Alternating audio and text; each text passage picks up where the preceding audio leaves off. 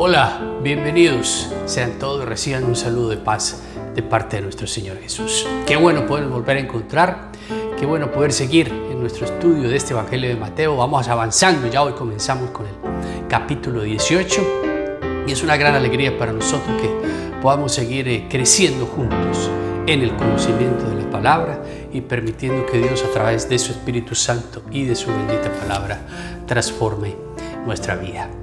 Recuerde que si esta es la primera vez que lo encuentra este video, recuerda hacer el clic en el botón de suscripción y en el botón de like para poder que este video se reproduzca más veces y pueda llegar a muchas más personas. Recuerde también seguirnos a través de las redes sociales, donde estamos haciendo un trabajo excepcional acerca de la obediencia. Y recuerde que la obediencia es esa manera donde probamos nuestra fe. Nuestra fe no puede ser solo de palabras, sino a través de nuestros actos, donde hacemos real lo que decimos que creemos.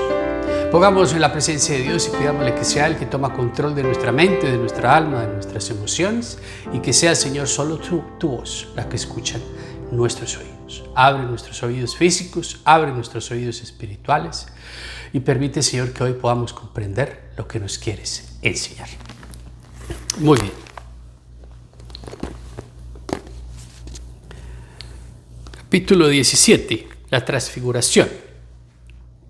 6 días después, Jesús tomó consigo a Pedro, a Jacobo y a Juan, el hermano de Jacobo, y los llevó aparte a una montaña alta.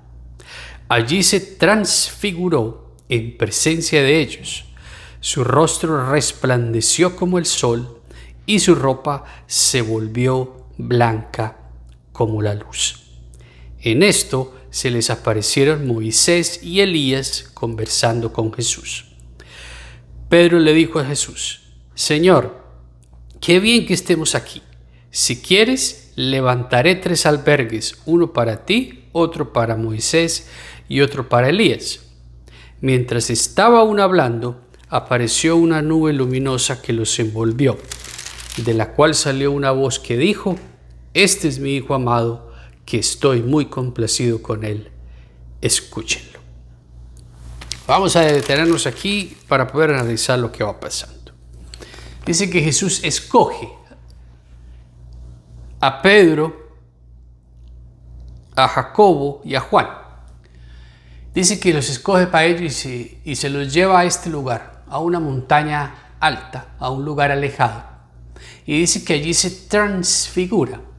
Esta transfiguración es un término teológico que lo que quiere significar es que Jesús se conectó, digámoslo, vía satélite, vía Wi-Fi, vía internet, con el cielo.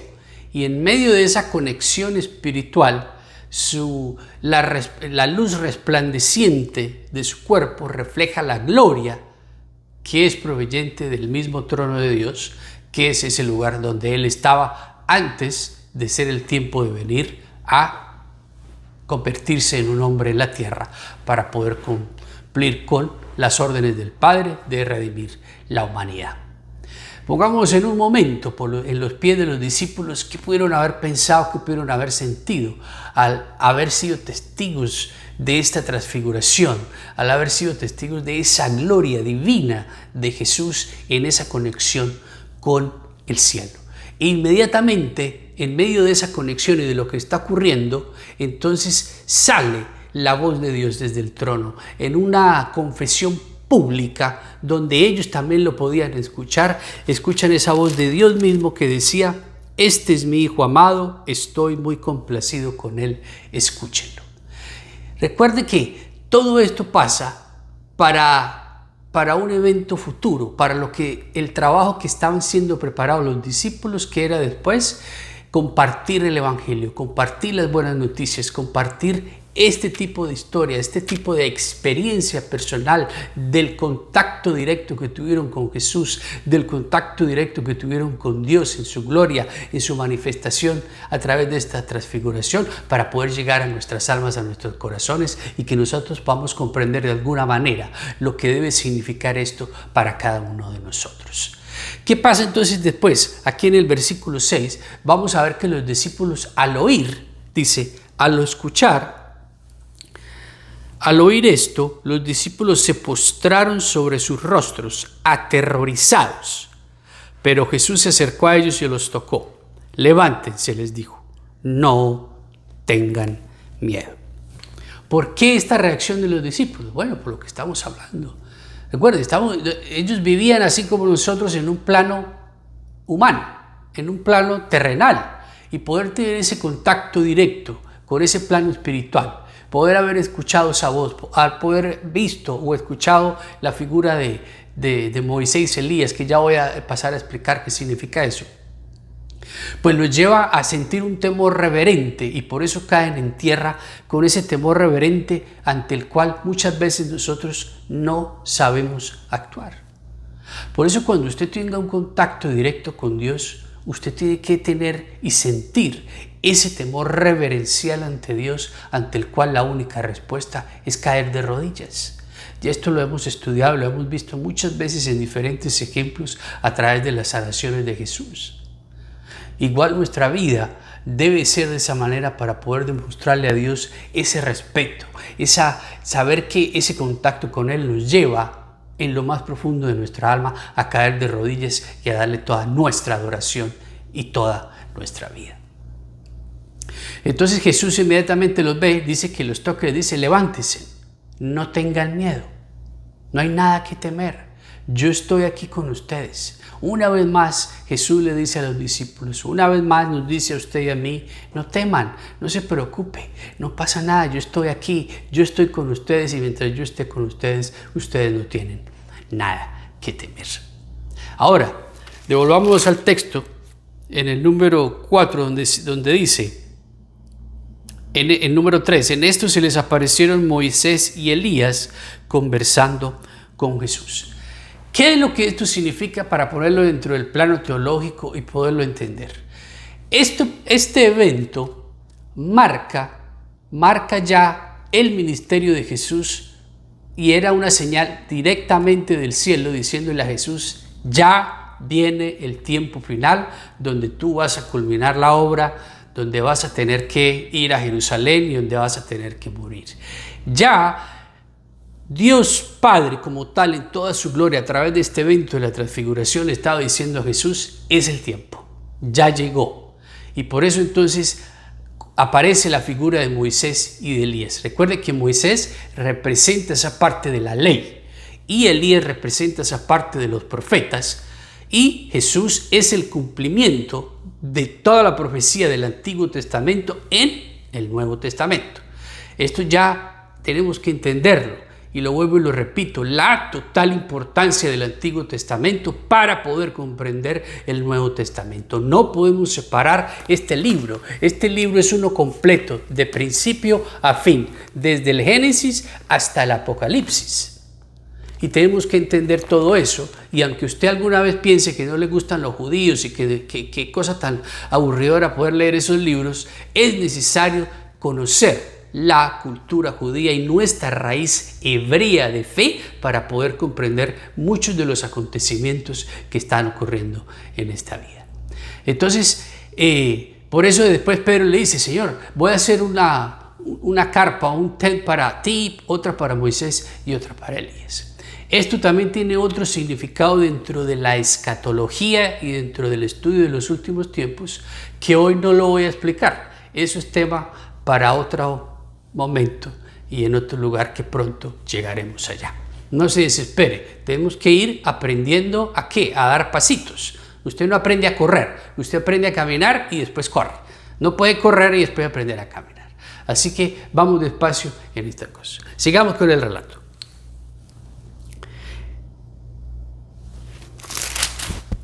Levántese, les dijo, no tengan miedo. Cuando alzaron la vista, no vieron a nadie más que a Jesús. Mientras bajaban de la montaña, Jesús les encargó, no le cuenten a nadie lo que han visto hasta que el Hijo del Hombre resucite. Entonces los discípulos le preguntaron a Jesús, ¿por qué dicen los maestros de la ley que Elías tiene que venir primero? Sin duda Elías viene y restaurará todas las cosas, respondió Jesús. Pero les digo que Elías ya vino y no lo reconocieron, sino que hicieron con él todo lo que quisieron. De la misma manera, va a sufrir el Hijo del Hombre a manos de ellos. Entonces entendieron los discípulos que se les estaba hablando de Juan el Bautista. Dos puntos importantes para poder comprender y rescatar lo que pasa aquí. Número uno, cuando Jesús les dice a los discípulos, no le cuenten a nadie lo que acaban de ver, ¿qué era lo que les estaba diciendo? Ya, recuerden que estos discípulos eran la parte más cercana de Jesús, la parte más allegada a Él. Y Él los había llevado para que ellos pudieran ver y reconocerlo a Él como el Mesías. El hecho de que hubiera aparecido la figura de Moisés, de Elías, y después inmediatamente que los discípulos le preguntaran, porque a través de la cultura judía todavía era necesario que viniera Elías, por eso le preguntan, ¿por qué dicen que Elías tiene que venir primero? ¿Por qué? Porque según la escritura hebrea, según el Antiguo Testamento, antes de que llegara el Mesías tenía que llegar Elías, y por eso actualmente aún en las culturas judías esperan la venida de Elías. Inclusive existe una fiesta y existe toda una ceremonia anualmente donde la gente se prepara se prepara para que sea el momento de que llegue el profeta Elías. Ya usted y yo sabemos a través de esta escritura que ya Elías vino en la figura de Juan el Bautista, no porque sea la misma persona, sino porque Juan representaba esa parte del Antiguo Testamento de Elías y estaba abriendo el camino ¿para quién? Para el Mesías, que es ¿quién? Jesús. Entonces, por eso la completición de la obra, la ley, los profetas, el Mesías. La ley, los profetas, el Mesías, o sea, Moisés, Elías, Jesús, para que todo este libro pueda ser completo y lo podamos comprender realmente y no de la manera que lo queremos ver. Y número 2, después les dice, ustedes han sido testigos de esto porque ustedes ya no pueden dudar, ustedes ya tienen la certeza absoluta de que yo soy el Mesías, de que yo soy el Redentor del mundo, y por eso les dice, ya Elías vino, hicieron con él lo que quisieron. Ya habíamos visto qué pasó con Juan el Bautista. Después de todas sus predicaciones y de haber abierto y preparado el camino antes de Jesús, lo habían encarcelado y lo habían decapitado. Y por eso él dice, yo también tendré que caer en manos de los hombres y sufrir en manos de ellos hasta, ¿para qué? Para que se cumpla la profecía. Y por eso termina diciendo, de la misma manera va a sufrir el Hijo del Hombre en manos de ellos. Ya Jesús antes, la semana pasada habíamos visto que había anunciado por primera vez que tenía que morir, ir a la cruz y después resucitar. Por eso nosotros tenemos que estar muy pendientes a las palabras y a los hechos que ocurren a nuestro alrededor para poder comprender lo que Jesús está explicando. Sigamos. Jesús sana a un muchacho endemoniado. Cuando llegaron a la multitud, un hombre se acercó a Jesús y se arrodilló delante de él. Señor, ten compasión de mí, de mi hijo. Le dan ataques y sufre terriblemente. Muchas veces cae en el fuego o en el agua.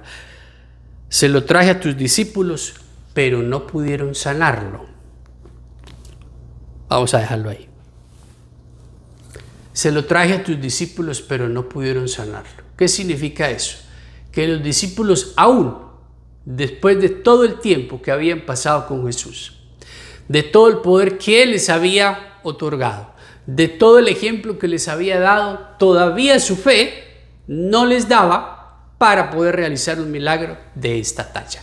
Por eso Jesús se enoja, y póngale cuidado a la respuesta de Jesús.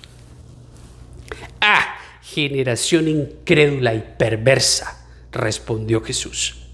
¿Hasta cuándo tendré que estar con ustedes?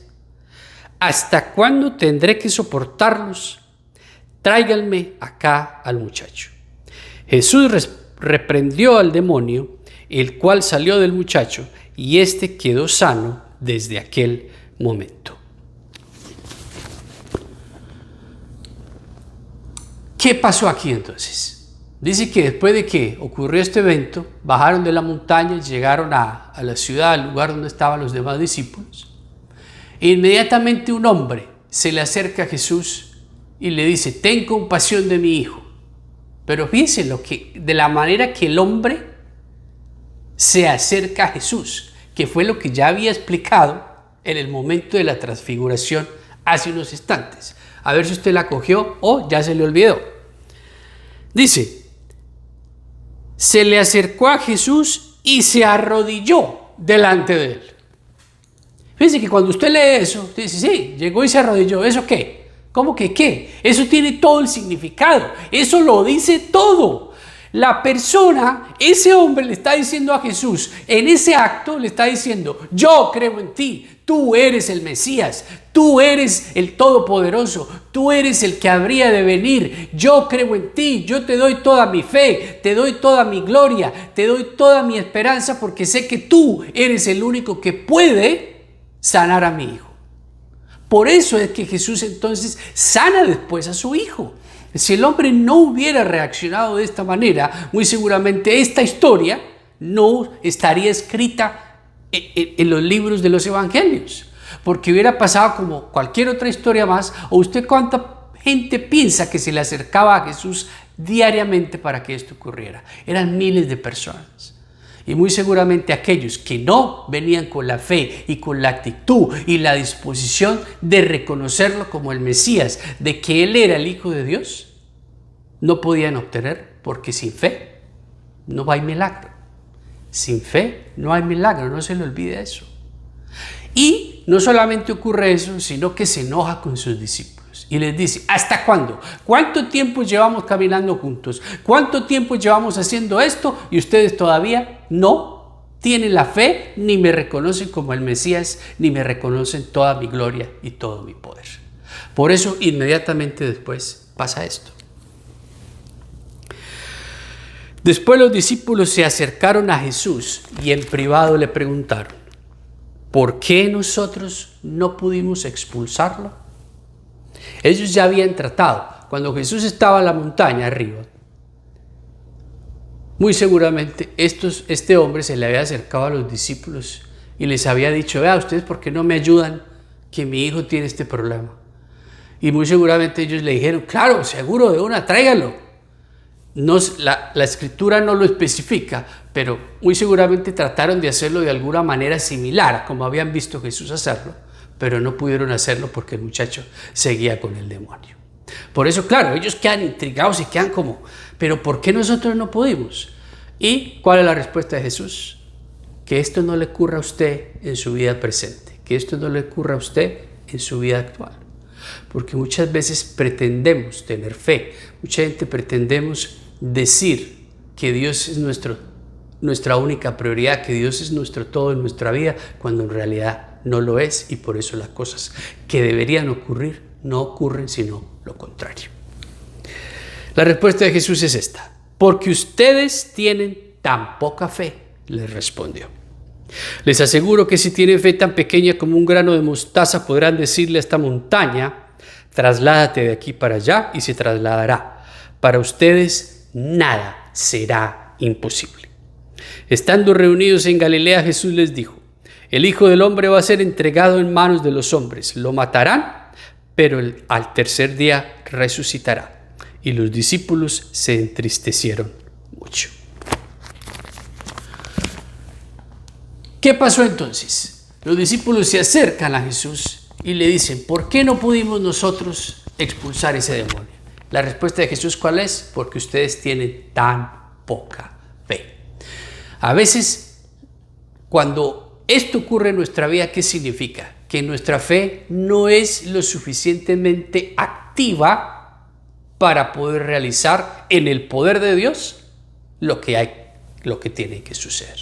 En este caso, la fe de los discípulos no utilizaron la fe, más bien utilizaron el poder humano que ellos pensaban que tenían, o ese poder que a veces pensamos que porque la gente nos ve y nos sentimos superiores a los demás por el que está a nuestro lado, o por donde yo trabajo, o por qué sé yo, cualquier tipo de poder terrenal que no sirve para nada. En el mundo espiritual debe existir una fe fuerte, una fe activa que solo puede ser conectada a través de mi relación personal con Dios. Y por eso Él les dice, si tienen fe tan pequeña como el grano de mostaza, que ya lo habíamos estudiado, vuelve y da el ejemplo. Ustedes podrían decirle a esta montaña, quítate, y la montaña se quitaría. ¿Por qué Jesús repite ese ejemplo? Porque dentro de la cultura hebrea, de la cultura judía, ese ejemplo era bastante común para dar a entender o dar a significar que cuando realmente teníamos fe, yo podría remover cualquier obstáculo. ¿Cuál es la reflexión entonces para nosotros esta semana? ¿Cuál es ese obstáculo en su vida que usted todavía no puede remover? ¿Qué clase de fe tiene usted? ¿La está utilizando o está tratando de hacerlo en su propio poder humano como lo estaban haciendo los discípulos? Recuerde que nuestro poder no proviene de los hombres. Nuestro poder no proviene del dinero que usted piensa que es suyo, ni de las propiedades que usted piensa que son suyas, ni del el nivel social que usted piensa que pertenece, ni de la gente que usted conoce. El verdadero poder proviene solo de Dios, proviene solo del cielo, proviene solo de mi relación personal con Dios a través de pasar tiempo en su presencia, a través de su palabra. Es de la única manera que mi fe puede crecer, porque mi fe tiene que ser una fe fuerte, una fe activa, y esa fe se demuestra a través de mi relación con Dios, a través de la Escritura. Yo no la puedo mover a través de mis emociones o de lo que yo pienso que es, sino de lo que Dios dice. Y de la única manera que eso se hace una realidad es cuando yo me someto a Dios por completo, caigo de rodillas a sus pies y le doy toda la gloria y toda la majestad que Él se merece.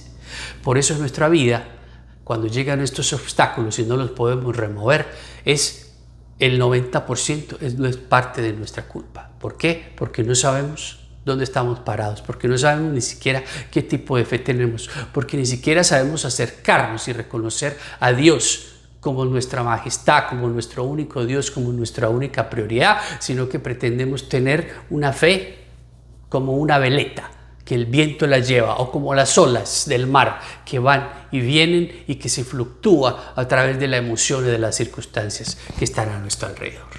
Por eso es nuestra obligación y nuestra lucha diaria poder crecer en intimidad con Dios a través del Espíritu para poder recibir de Él todo su poder y poder entonces decirle a los obstáculos y tener el poder que Dios pone en nuestra vida y decirle a los obstáculos: tú no eres superior a mí, tú no eres más fuerte que yo, porque yo soy un hijo del Rey, porque yo soy un hijo del único y verdadero Dios, y tú no tienes nada que hacer para entrometerte en mi vida. Ese es el poder que Jesús quiere poner dentro de nuestra vida, de nuestro corazón, si nosotros se lo permitimos.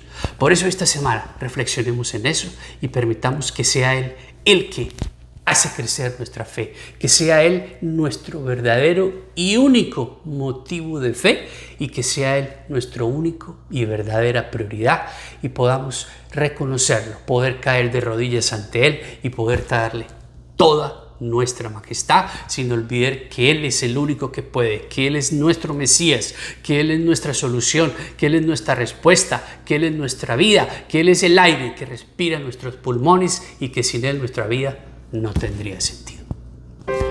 Reflexionemos en eso y hagamos eso una realidad.